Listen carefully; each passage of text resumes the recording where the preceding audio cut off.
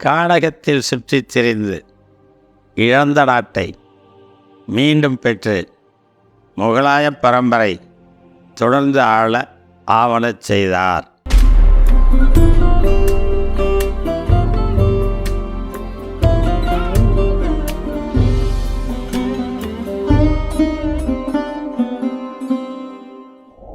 ஹுமாயூன் கபீர் பாபரின் மூத்த மகன்.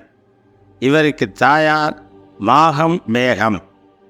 பெற்றோர் இட்ட பெயர் நசிருதீன் ஹுமாயூன். 7/3/1508 காபூலில் பிறந்தார். 26/12/1530 அவர் 22 வயதில் அரசரானார். தந்தையின் சகோதரன் காம்ரானுக்கு காபூல், காந்தஹார், பஞ்சாப் ஆகியவற்றின் ஆளுநர் பதவியையும் அங்கரிக்கு சம்பல், ஹிந்தல் மாவட்டங்களையும் வழங்கினார். 14/5/1540 கன்னோஜில் ஷேர்கானிடம் போரில் தோற்றார்.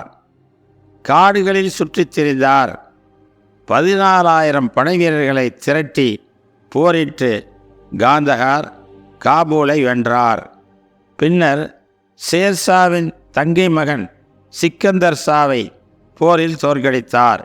மீண்டும் 1555 டெல்லி அரசரானார்.